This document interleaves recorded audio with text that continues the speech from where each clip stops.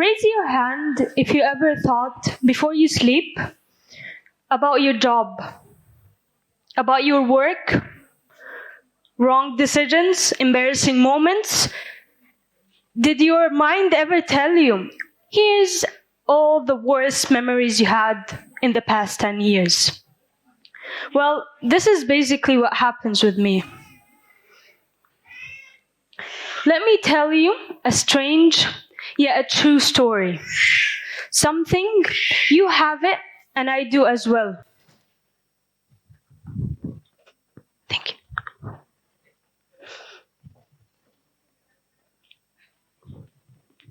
Even the master magician, Harry Houdini, had it. He once claimed that he could escape out of any prison cell in the whole world with only one condition, that he could go in with his street clothes on. When a prison in South America heard about his claims, they challenged him, and he confidently walked inside the jail cell. The first thing he did was he took off his jacket. Then, strangely enough, he took off his belt. Inside his belt was a 10-inch rod that is strong enough and flexible enough that could free him. 30 minutes went by and his confidence disappeared. An hour went by and he was soaked in sweat. By the end of 2 hours, in defeat, he collapsed on the door, which then opened. You see, it opened because it was never locked. Or was it? It was truly and firmly locked in his mind, as if the best locksmith in the whole entire world had put a lock on it. Our mind is powerful. How many doors in your life did you think are locked but aren't? How many times did you put yourself in that mental prison? Something that is really simple and had a simple solution. Overthinking is one of the things that I guarantee everyone in this room does. Either it was constantly or occasionally. It is when we think about something too much or for too long. As Tanya J. Peterson said, anxiety and overthinking are evil partners. Our brain is hyper-vigilant, that it's always perceiving and seeking the things that are worrisome and troublesome for ourselves. And one of the major signs of anxiety disorder is overthinking. Wait, don't think when you crave about pizza, when you're on your diet, it's overthinking. No, not at all. It is the excessive thought that you have in your mind that causes someone's ability to function in life. It can be helpful in sometimes, but it usually ends up with terrible consequences. It causes a person insomnia and other mental chronic problems. Here's the thing, we are perpetual thinkers. We think about, it's a non-stop habit that everyone encounters, and for many different reasons. Whether it was, we are worried about something, we want to change something but we cannot, it's self-doubt, self-confidence, everything. And sometimes we oversee things and we feel like we are overthinking it. Take me for an example.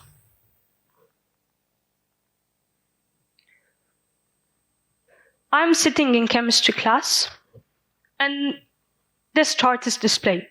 I cannot help but think that this is a person doing yoga. Don't you think that? Here's the thing.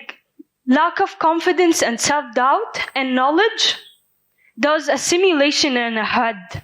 Every person wants to custom themselves, how they want to look like, how people want to see them, how they want to act and interact, all of these different things. They create a visual reality. They seek shelter in a fictitious scene.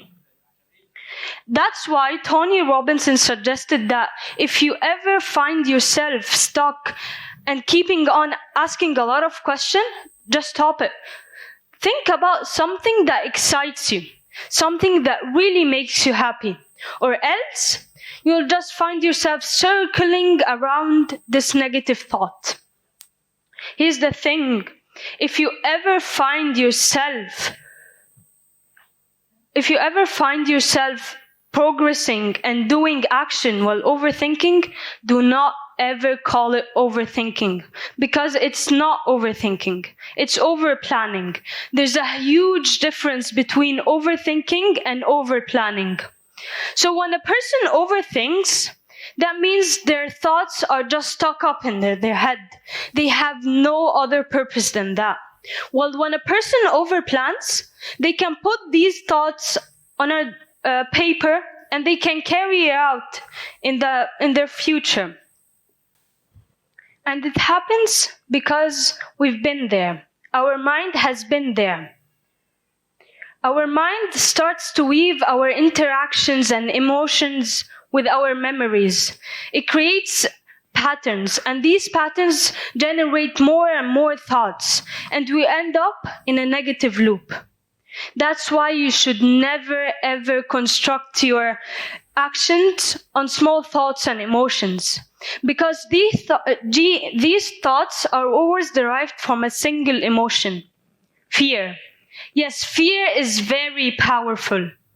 It always does things in our mind that we don't know anything about it.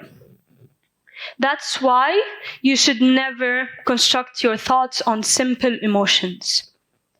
And sometimes overthinking can be in foolish ideas, not only about future, loss, stress, anxiety. No, sometimes it can be like, if you pampered a cow, would you get spoiled milk? Like, this is not even possible, right? Sometimes you have to consult someone when you find yourself stuck in a situation and cannot get rid of it. That someone should be the right person. I bet now you're all thinking who the right person should be, right? Let me tell you, that person should be a family member, a friend, someone that you trust. But this someone should not know the whole situation, or else both of you will end up asking, why does ketchup go well with French fries, but it doesn't go well with mashed potatoes? It's like something you'll end up with each other. I know it is hard to tell what's happening inside your mind when you don't even know what's going up there. That's why Lola Daskal suggested some ideas to overcome and reduce overthinking. First thing is awareness. You have to know what's happening inside your mind, because you generate 70,000 thoughts per day, and that's a huge number. You have to be aware of what's happening in your head. You have to be aware, because self-improvement begins with self-acceptance. And that's the seed we want to plant. The other thing is that you could keep a thought journal. In this thought journal, it's an overview of what's happening inside your mind, whether it was positive or negative. Because by that, you could make a change. You could also meditate. Because when you meditate, you block all the thoughts. Take power over your mind and don't let it take power over you. Control it. Be in control. Because else, you will just be lost. Just ask yourself, if it doesn't matter today, in 5 years, in 1 week, 3 months, don't think about it. Even in 5 minutes. Also, you have to take control over your mind. You have to be in control. You are the thought. You have to separate yourself from this thought. Or else, you'll just be stuck again. Lastly, she suggested that you redirect your thought. Redirect it to help you and not to hold you. Accept your best. Accept your best and accept the future. Face the fact that the future is not predictable and the past is concrete and you can never ever change it. Just live in the present. And the mind is the most powerful thing. It will tell you lies. It will tell you you're not good enough. You're not capable. You cannot do that. You have no energy. Just leave it with its own opinions and thoughts. and think about what is happening. Because as Houdini showed us, the only locked doors are in our mind. In reality, the doors are locked, and all you have to do is walk through them. Because overthinking is just a painful reminder that you're just exerting a lot of effort on something that's not worth it. Thank you.